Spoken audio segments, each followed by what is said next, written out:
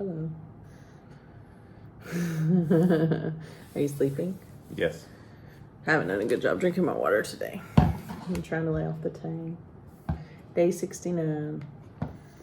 Yep. 2024. Yes, this is the 69th day in 2024. In our YouTube streak. 69 days in a row of getting on YouTube every day. Yeah. Woo. Hmm. Let's put it all out there. Yep.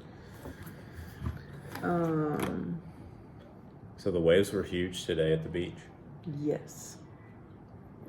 Like I've never seen waves this huge in the like in real person, in real life. Yeah, the rip current was like so strong as it was coming back. The waves were hitting it and popping when they were hitting the rip current. That was pretty crazy.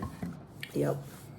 I was like, that's not a good thing to be in, people. Nope. Nobody was out there though. That's smart. Got a ride to the market today. I think we've discovered our protein source. Got some more chicken wings. Chicken wings were good. Jeremy got a bigger pan for like, because we have two small pans, but like you need a bigger one. Show them the pan you got. And this is just at like the Mega Mart. So again, not to plug the Tropicana again, but like you can get somebody that works here to take you to the store. It's a big one. And it's like a big, it's a Tefal. It's like a 4 pancake pan. Show the one I packed. Where's the one I packed? So I packed a little frying pan. Some of these things you can get, but like I put one in my suitcase just in case, and then Jeremy got a bigger one. Yeah. But that's similar to what we have at home. We're not going to probably take that back home with us. Yeah, We'll probably take our blue one back home. We were already joking about who we could give it away to. Huh? I was already joking around with the kids about who we could give it away to. Yeah, we'll give it to somebody here. Yes. Because we just, there's like I haven't seen yarn anywhere. So like I'd put yarn in our oldest daughter's hair, and we're about to have 2 more kids of African descent. And they really like Layla's hair. I'm taking her hair down, actually. I took about probably 30% of it down today and put some twists in of just her natural hair, no extensions at all. And so I'm going to try to get it all down and then put something back for her birthday that she wants before the end of March. But then like I stood and did her hair for a long time on this tile, like concrete tile floor kind of setup. And my back, after a while, because like at home we don't have time to do it for like 4 hours straight. We'll just do like 2 hours here, 2 hours there, and then take a break. But here, like there's not really a time limit. So I worked on it for like 4 hours, like 2 straight movies. Yeah. Because we're watching movies. One of our kids has a mosquito bites that she's like scratched until she has scabs. So I don't want her to get in the ocean until those are gone. So I'm like, you gotta stop. Yes. Not that she's the only one that's not on doxycycline. So like that Vibrio, which is like a flesh-eating bacteria, doxycycline covers, and the rest of us are on doxycycline, but she is under 8, so she can't take doxycycline. I was going to ask you, is that let's not get in the ocean. Is that bacteria? Is it more in warm water though? Because I just noticed that water was really cold. I was just curious if that was a thing. Or did I dream that? Vibrio? Maybe. Yeah. Well, I know when we got the hurricane, I was more worried about it. In the warm water, but I wasn't sure because this water's really cold here. Still ocean. You think ocean, you think Vibrio. I'll have to look that up. I don't really know off the top of my head. Ocean equals Vibrio. And you don't see a lot of cases of Vibrio, but it's just like one of those things. If you get it, it's pretty bad. Right. Yeah, well, it's just a bacteria that's really destructive of the skin, and you can get really sick from it. Yeah. But so I told her she can't swim in the ocean, and they can't really swim; they can just splash around. But she like rolls in the sand, and yeah. So anyway, but the waves were really pretty today. So that's it for dinner. I got corn and Jeremy, cheese. tell them about going to the Mega Mart first. Mega Mart's kind of like a Dollar General, I would say. Only much more expensive than a Dollar General, but similar selection, when you say? Yeah, it's a little beefier, though. They have, because now some of the Dollar Generals that does have meat. Like the Dollar General store, like the brick ones. Yeah, so my buddy Steven. I say brick ones. That's because they're in Florida. They're brick. Steven, he's an electrician here at the Tropicana. He took me to the store. He had to go get his car though, so which took longer than it And he took for doesn't have Jeremy AC. to go to the store. He doesn't have AC, so we had to ride with the windows down and get amongst the people. And it's And only it's like dusty, but I mean, it's amazing what you're going to see on your walkabout or drive about. it's only half a mile away, but it's still. Jeremy was like, eh. We had to stop and get air, and I was like looking at the front. There was a van, like the back door open. There was like 8 people got out, and they had like bench seats around the outside of the inside of the van. If that makes sense. And then like they had 8 mattresses. Like they had a center aisle. Kind of. Well, the seats like went around the inside of the van like that, and they just had like a limousine, bags of stuff, kind of like bags of rice. I mean, just like so many people came out, and then there was like 8 mattresses stacked up. I was like, I wonder what they're doing. Just moving. It's just interesting. Okay, so what all did you buy from Mart? You got the pan, you got chicken wings. He found some French fries that were like frozen that were so good. I cooked them. I fried them on a skillet with some vegetable oil. Got a big thing of vegetable oil, like the kind we get when we fry. Not the same, but I mean it's similar to what we get when we fried turkey. Some little crunchy cookies that were not really what I thought, but they're okay. Like they were good. Sweet We put treat. peanut butter on them. They were like almost like chips. Like they're like just crunchy cookies. I got some little popcorn chicken, just like to throw in the microwave too for the kids. I got some beans. I'm gonna try to make like a. I don't really like beans, but Jeremy wants more proteins for himself. I want to make like a rice and bean soup. Just something for lunch that's like different than just rice. So some more cheese, which is always expensive. Corn, peas. I didn't have any cheese tonight for dinner. I got some. It's in the fridge. I just didn't break it out. You get some more eggs. No, we have plenty of eggs. It's nice because we don't have to eat breakfast. Like we can get up at like 9 and go down to the breakfast buffet at 9:45 and bring it back to our room. So the kids have kind of brunch every day. So they're not like they're usually really hungry by dinner, but like they have a pretty big breakfast usually, especially if they like it. Sometimes they like it better than others, and then. We have I was gonna get that kind of like a snacky lunch, like some rice or some peanut butter sandwiches or some peanut butter and crackers or whatever. And then this is the brand of corn and peas I got. I don't think it said made in China, basically. Great. Chinese writing on the bike. How much was it? And actually, I don't know. Flip it back over. I don't even know. I didn't see a price on it even in the freezer, so. Okay, I'll look at the receipt. I figured it couldn't be that expensive. Like some of the stuff that definitely if it's imported, but they grow corn here. So Nelson grows corn, so he's going to give us some corn, he said, from his corn farm. There's just a lot of things that would grow here, and there's not as many there's not like farm. We don't see a lot of farming land or like farmers market type stuff, but the land here is good for that. So I always get just kind of sad about Liberia because I look at their natural resources and their ability to self-sustain, and it's like they just don't have all the right education and tools to do that. And like the majority of the country, like in the city where we are and close to like the main city of Monrovia, there's roads, but I mean, and there's a lot of paved roads for like the central areas, and even down to where we are, the road's paved.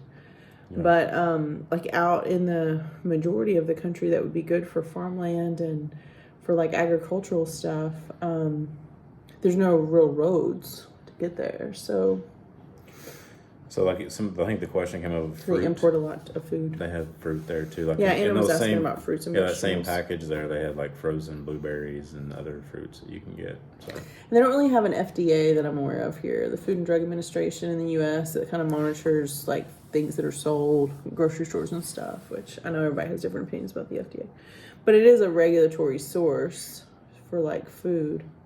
So like, somebody's looking at it. Regular like pineapples and stuff, most of that, unless you go to a really expensive store like Harvell's, it's going to be a street market. Yeah, and I feel like it would be fine for us to buy it there because I mean I know that like I'm pretty sure that the restaurant that we eat at here at the hotel, I'm pretty sure they get theirs from the.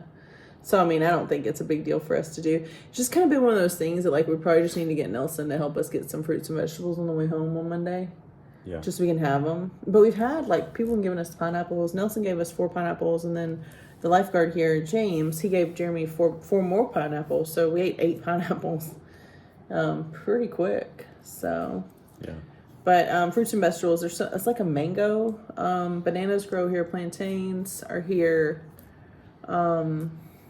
Watermelon. The girls like to eat watermelon with breakfast every morning. There's watermelons here. There's a lot of stuff that grows here. There's potatoes. I had some breakfast potatoes that were really good at the buffet.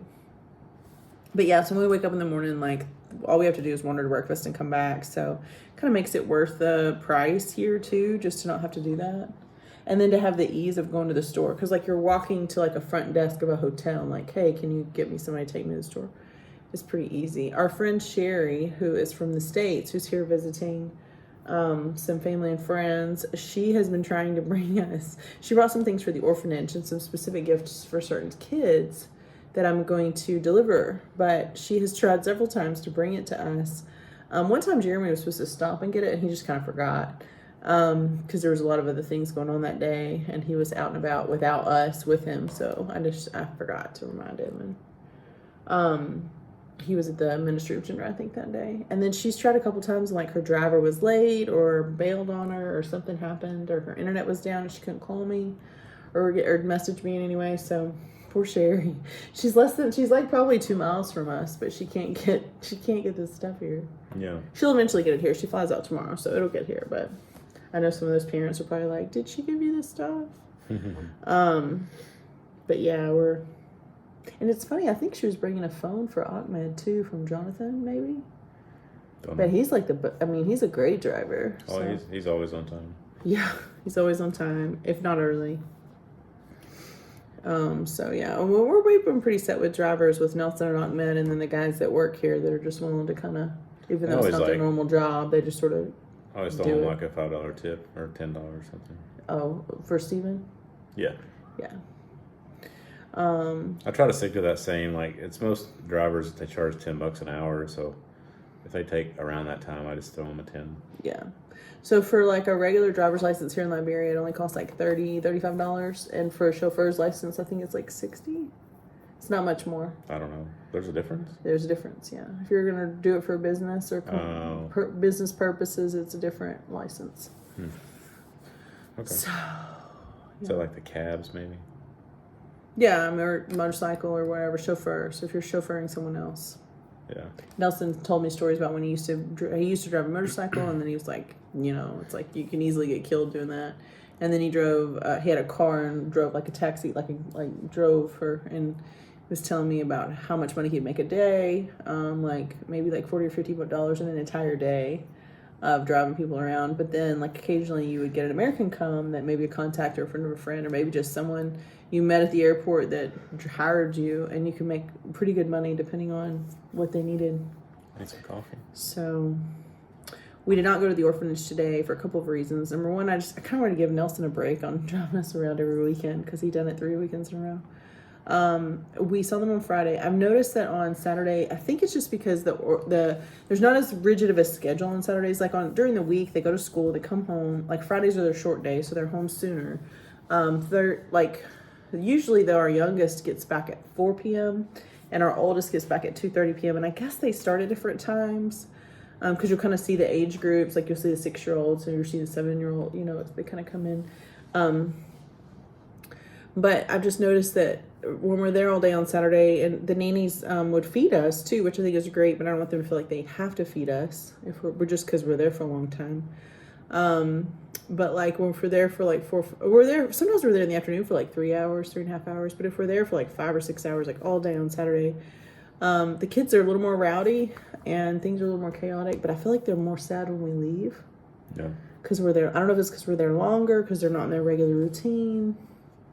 I don't know why. But I decided I'd take this Saturday from not being there, because also the traffic's like 10 times worse. It is. Saturday. And I think we're just going to take tomorrow off too and just hang out here.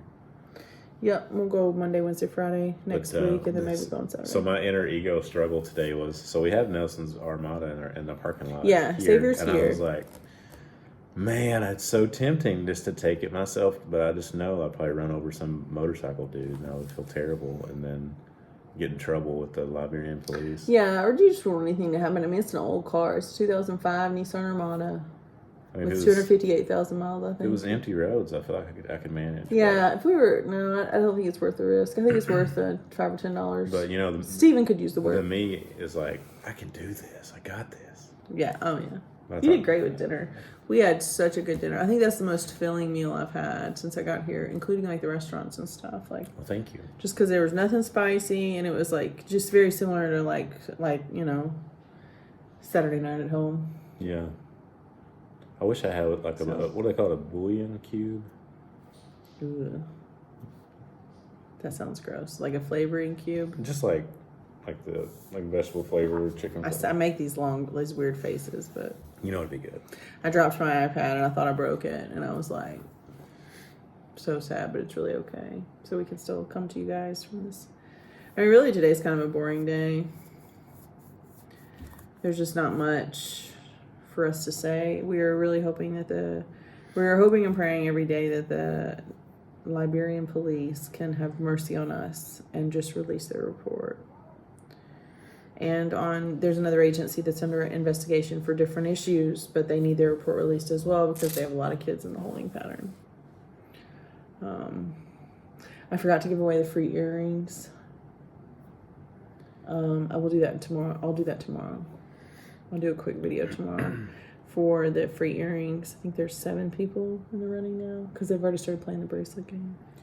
Yeah, the police need to do the right thing. And, thank you to those that bought bracelets. Sorry for Noonday yesterday. The police what? Need to do the right thing. The bracelets that Noonday ordered, there were 1,200 bracelet sets that they ordered for International Women's Day, and they sold out. So what is 1,200 bracelets, $5 a bracelet? What's that? $6,000. $6,000 given to. Is that six? No, it's coming. $5 times 12,000. 12,000. I think you said 1,200. $5 times 1,200. 6,000. I think so. You want me to check my math? Yeah. Because I did it in my head. So Noonday, and I really wish we could get Noonday involved in entrepreneurship here in Liberia. I'm going to work on that. But I'm going to talk to Nelson's wife and see how we can explore our talent there. $6,000. So thank you to those of you that bought the Contigo bracelets. That's $6,000 that will be given from Noonday directly to Peru's for the International Justice organization that supports women and girls that are victims of violence to help them heal from their injuries, rehabilitate, get to a safe place, and improve their lives. So $6,000, yeah. And they sold out on the first day. Gone. I got you one. I'm just kidding. Yes. They're pretty girly. How are they going to get it to me? It's going to be waiting at home. So our 11-year-old neighbor is going to be putting it on my table. I wonder if our table's overwhelmed yet. So the Bruce family will be intact tomorrow. That's good. Yeah, Carrie will be here soon. She keeps playing my Noonday games too. She must be bored in the airport. It's like a 40-hour journey for her of just air time, like flight to flight. Not to mention like getting there. So hopefully Sam will be re-energized. Yeah. And hopefully our kids will have. He kind of accidentally called you today earlier. Well, one of his kids accidentally did. He lets them play with his phone. I usually don't let my kids play with my phone, but like we have let them look at pictures and stuff. But I just like to text him and see how he's doing. He accidentally called you. A lot of ups and downs, I'm sure. So he was going to the home today. Yes. And I think and it's fun to play with all the kids and everything. There is a 5-year-old little girl, between 5 and 6. That is so cute, and she just lost her front tooth, and she is really good friends with our kids and the Clark's youngest daughter. Because our kids are 7 and 6, and then there's the Clarks are adopting a little girl that's 6, and then her older sister is like 8 or 9. But that 9-year-old, there's like a 9-year-old crowd. There's like a crowd of kids that are like 9 to 11. And then there's like a crowd of kids that's like 5 to 7. And although they cross over some, those are kind of their sibling. So there's several that have siblings that are in that 9 to 11 that are in that 5 and 7-year-old range. But there's this one little girl that doesn't have any siblings, that's not matched, that's in that age range. And she is so cute and so spunky. And I was telling the kids to ask for colored pencils. Yesterday I was making them ask for colored pencils and say please, and she would just bounce up to me and say yellow, please, please, please, please, please, please, please. And she made a little dance on it, a little song. She, please, please, please, please, please, please, please. Thank you. And it just sounded funny because she's missing her front tooth because she lost a tooth. So I was thinking about her a lot, and just hoping that Jimbo did get back to me and say that as soon as the police investigation's over and everything can get back up and running as business as usual, he's going to send out the email of the waiting children. He usually has some older children. There's some sibling sets too. I did find out that one of the 3-year-old little girls that has really is just so precious, and she's had some sad moments this week. She does have an older sister that's about 5. So there are some sibling sets there that are unmatched. There's also just some little kids that are great.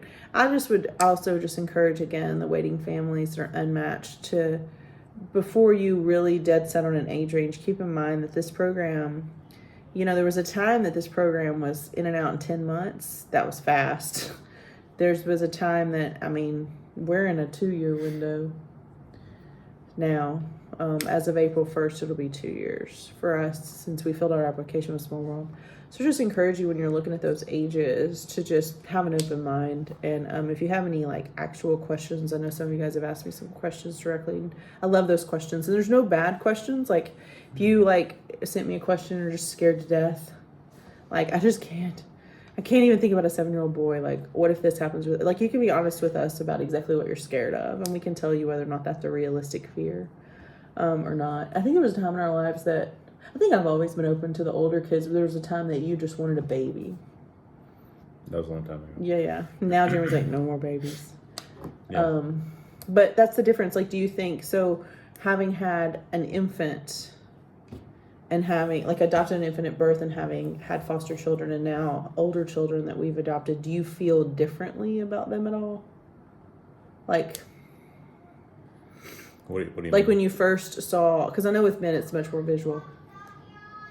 When you first saw our oldest daughter at birth. Hang on, girls. And I know it's not fireworks but how you felt about her the first week of her life as our daughter, and how you feel about our Liberian daughters the first week of them being our daughters, even though they can't live here. Do you feel different about that? Do you think it's different to, what are the differences in a baby and an older kid? No, I think the bonding is the same. For me, it took a little bit of time anyway, even with the baby to. I think the foster parenting helped, but. Yeah, it takes. I think maybe it's just a guy thing. At least that's how it was for me. It took a little bit of time to build a connection, and. I just remember you saying, so from our oldest adopted daughter to our 7 and 6-year-old Liberian daughters. Yeah. Did you feel just as connected to them as you did to her, or did you have to work harder for her or them? What was from a bonding standpoint and looking at that kid and being that's my child? I think it was the same. Yeah. Maybe even with walkie-talkies on, but we're doing our video, okay?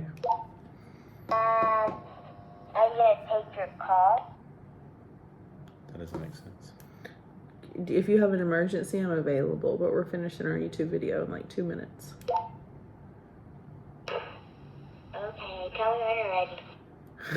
Okay, she's ready. She's wondering if I want to take my call. I think that's just an important guy thing, because I think initially when we were first, when we had 0 kids, and you had a strong preference of an infant adoption, because we were infertile, but found out we were fertile. That was fun.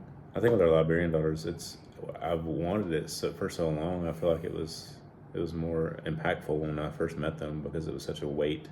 Instead of just a newborn. Yeah. It's because it's longer than 9 months. Yeah. Much longer. It's longer.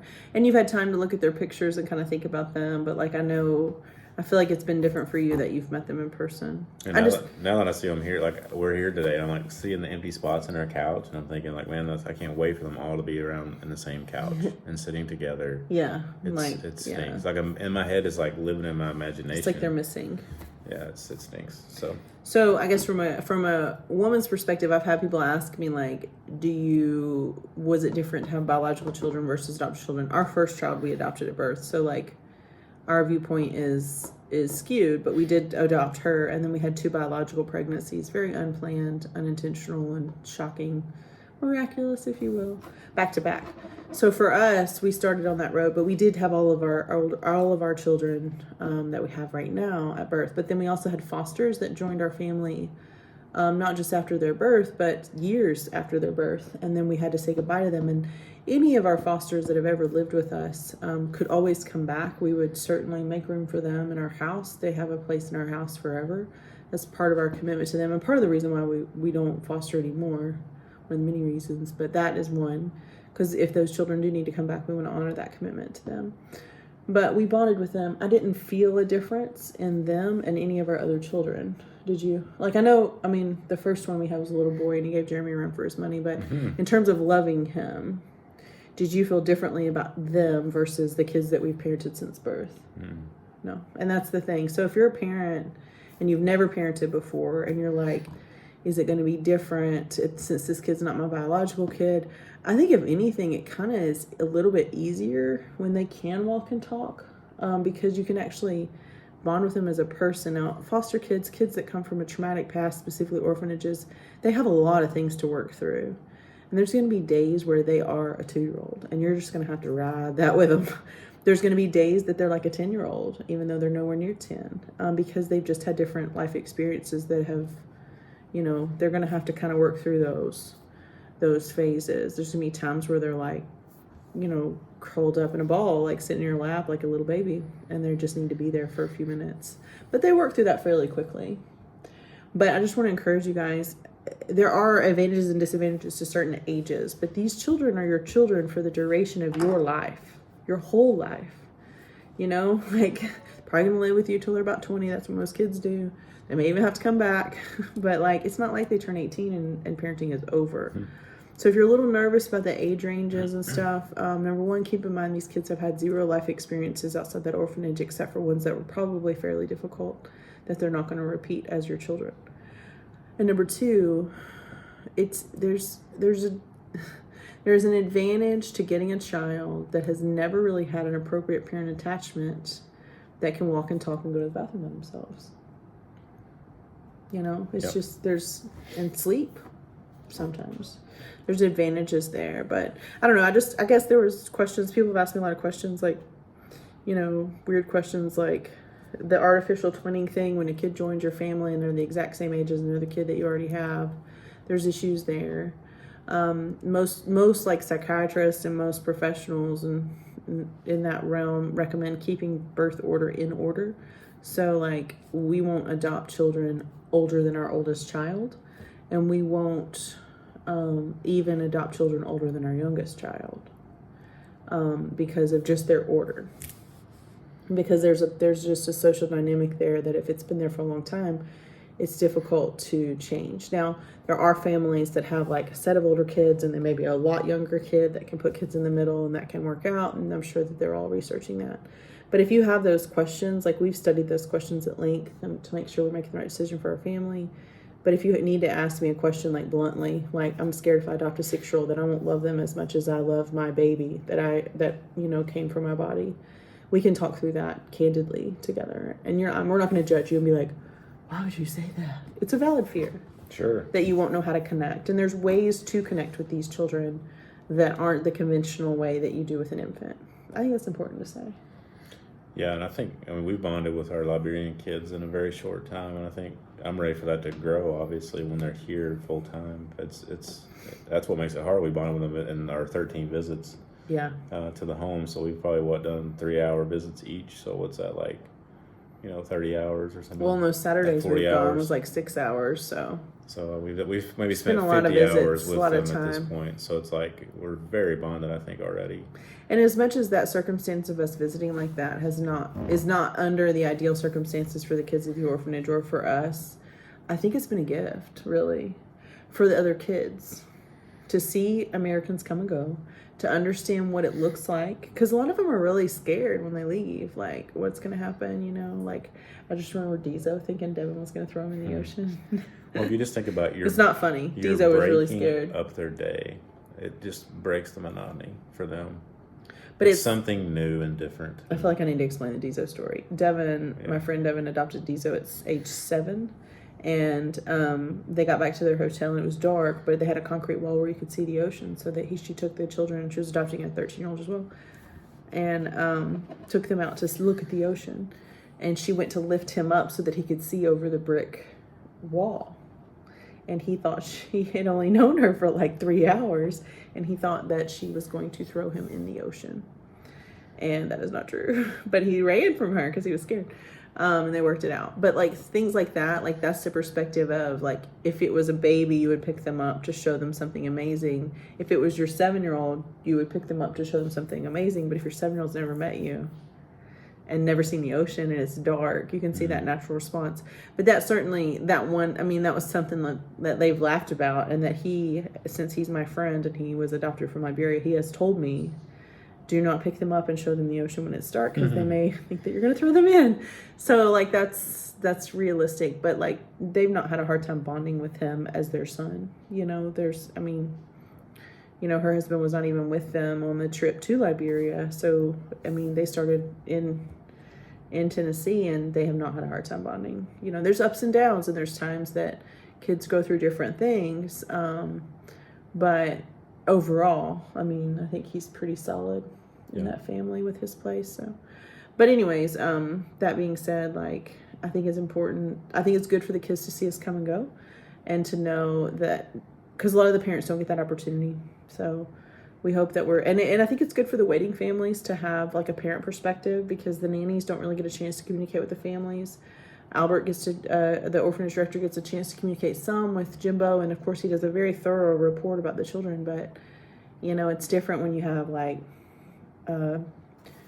colleague peers, I guess parent peers on the ground. So I can't wait for that email to come out, so that I can see some of these kids get matched with families, and hopefully that'll come out before we leave. And if you guys get matched, maybe we can leave some special gifts or treats for your kids that are specifically from you, to connect with them. That's another thing too, is when they have mail. Since we've been there, I haven't seen them bring any packages, but occasionally they get packages, and they do get really excited about that. If you do send a package, I would encourage you to try to send something little for all the kids, so that everyone feels valued. But don't be shy about sending something specific for your kids. If it's clothes or shoes or dolls, it's going to be community property. If it's a personalized picture book, it's going to be just theirs. But they pass around stuffed animals, dolls, and shoes, and stuff like that, toys. They're going to share with their friends immediately. They share everything. They have no problem sharing. But if it's a book, a personalized book, that's kind of theirs. Yep. Sorry, this went longer, even though this was kind of a nothing day. Sometimes I get really frustrated with God as to why we're here for this amount of time. But then I think about those kids that, because I'm a parent, I can speak for those children from a different level. And because I am a parent and I want my parent friends to be successful as well, I can speak from an honest place about these kids too. Pros and cons. Yes. Wouldn't that be great though? Like if there was like kids that would not have had a family, and maybe their parents saw our video and chose to pursue Liberia. That would make me feel better about our time here. Well, some of our videos, I don't know if they would want to follow, but maybe some of the other ones. But yeah, like what if there's a family watching right now that's like never, like kind of on the verge of international adoption but scared, and maybe they're just like waiting to see how our story plays out, that pursues Liberia because we were honest, That'd be cool. And I was texting with a friend today, and I just had to remember I need to share like I've been sharing a lot of the negative stuff. I need to share like the positivity of the people here and everybody that we've met, and everybody's so kind to us. I know there's dangerous people, but there's dangerous people everywhere. But like they love us. Mainly just because we're Americans. Unfortunately, I didn't earn that really. I'm just an American. Just happen to be here. But and they have a sense of responsibility to care for the children among them. They may not know exactly how to do that, but they all do. Like then they find out why we're here, they're like very appreciative. Yeah. Everybody's been so nice, and even like in the supermarket. It's weird. I do get like a lot of people like looking at me like double take, like, what? Who's that? Hey, hello. Are they looking at your arms, or are they looking you in the eye? Do you feel objectified by your hairy arms? They're looking at my butt. They're not. I'm kidding. Don't say that. Proud of your butt, are you? Hello. How you doing? I'm from Tennessee and Florida. I can't believe you just talked about your butt on the YouTube video. I was trying to work it in. You've been trying to work that in for a while? Not really. It just came out. I'm kidding. I don't think Classy. I've not had any Liberian ladies checking me out, so. No, not that you know of anyway. Yeah. They're like, what's that old guy doing? Is he lost? So, you may not care about Jeremy's opinion with bonding with children after their birth, but I will say this. I wanted you to say this now that we can't even stop thinking about you talking about your butt on our YouTube channel. What did you remember what you told me about our first biological child? So we adopted our oldest at birth and found out we were pregnant like the week of her birth. So we got matched with her birth mother, 3rd trimester, went to some appointments with her. Keep in mind, we've been starkly infertile for 4 years at that point and had been to a couple specialists and were basically told miracles happen, probably not for you. Like, unless you're into surrogacy, this is, sorry. It was great because it gave us permission to move on, right? Yes. So like 3 days before our oldest daughter's birth mother was induced, planned induction, we found out we were pregnant. Yes. And then that little stinker showed up early. So we had babies that were 7 months apart. So, but like, what did you say about bonding with her? I forget how you phrased it. It was challenging for you. It was more challenging for you to... So compared to... Well, you would spend a lot of time with her because you were doing the whole breastfeeding thing, and I just felt like I needed some time with her because I felt like a stranger with her. And with the oldest, you spent more time with her because I was so sick. A lot of times, yeah. More time than you would have, I guess. Had I not been sick, I think, and had I not been pregnant, I think I would have not like pushed him out, but I think I would have taken the lead on some things with our first newborn baby just because I know more. Jeremy had like never changed a diaper, never really been around babies or little kids. Like, he was the youngest in his family. He was an only child, but even of his cousins, like, he's the little baby of all of them. So like, he just hadn't been around a lot of kids. And like, first diaper change was at the hospital with our oldest child, but we adopted her at birth. But I think too that I think it was different because you always think that it's going to be easier with a biological baby, but it wasn't for Jeremy because she didn't like you. She really didn't like any of us. She didn't? She was little and kind of feisty, and like, she was little. She was hungry. She wasn't ready to come out yet. It was a difficult time. She was a challenging baby. Yes. For sure. But like, I remember us taking turns just trying to get her to eat because it was just this whole thing. If you've ever had a preemie, you know. This is just a whole thing. It's hard for them. And our oldest, she was on time and she was by the book. She was easy. She would only cry when she was either hungry or needed a change or needed a nap. And that was pretty much it. She was very textbook. The other one was a little bit of a wild card. But then by the time the third one came along, it was the same though. You were like, I need to hold her more because you're going to go back to work. And because at that time we had 3 babies in diapers. Now the oldest still is a little more connected to Jeremy and a little more bonded to him than our other kids. Like, they're all bonded to me kind of equally. But like, to him, she really, like, if she's hurt or something's wrong, she does prefer him.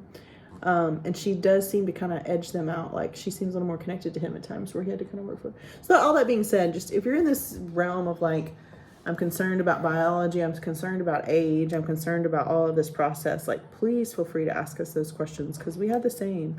And it was more challenging for me. I bonded with all of them the same because they were all my daughters. And the same with the fosters. It was easy for me to bond with the fosters. Like, if you walk through the door and you're legally my responsibility, or even if you're not, I'm going to love you the same. It's just, it comes very naturally to me. I'm just a kid person, and that's just easy for me. But for most men, it's not easy. And so that connection for him was actually harder with our biological daughters than it was our adopted daughter. And he did have a little more opportunity for one-on-one time with our oldest because I, again, was so sick. And then when the babies were challenging, I guess I did take over more then when they were challenging. It was like the only thing I could do to fix them was to let them eat. But yeah, you're not going to have a different experience if you adopt a child when they're 6 or if you adopt them when they're infants, except for if you adopt them when they're 6, you get to have a conversation and you change no diapers in theory, right? Yeah. That's the theory. But yeah, I just remember Jeremy asking me, like, how do I bond with... That one doesn't like me at all. Like, the second one didn't like him at all. He's like, I need to hold her more. I don't think she likes me. Which I think he said, which makes it hard for me to like her. Like, I love her because she's our daughter, but, like, I don't like her at all. Every time I pick her up, she screams at me. I don't remember saying it like that. She doesn't like me at all, and I need reasons to like her, I think. I mean, He loved her. Don't get me wrong, but there's a difference. and like and love. It's a thin line between love and hate. I'm sorry this one's so long. We're lonely because we didn't really leave the house much today. We miss our friends back home in Florida. We miss our dog. We miss our neighbors. Yeah. It's going to be okay. I miss the roads. I miss the freedom of... Yeah, Jeremy had to wait. So he walked to the front desk No, and was I I want to go to the Mega The Mart. physical roads that are not bumpy and hurt my It's side. I want to go to a Mega Mart. I want to go to Mega Mart half a mile down the road, but Steven has to go get his car. So he's sitting here for 30 minutes waiting for Steven to go get his car. And they say, can you carry me? That's what you say. Can you carry me? Can I get somebody to carry me to the store? Not can I get a ride? Carry. Yeah. Mm-hmm. Little Liberian education for everybody. Longest video ever. Hopefully, Sorry, Anna. Thanks for hanging in till the end. Hopefully it uploads. For sure, Anna and Audrey hang in till the end every time. I'm pretty sure. Audrey. Yeah. Love you guys. Bye. Bye. Love you too. Love you too.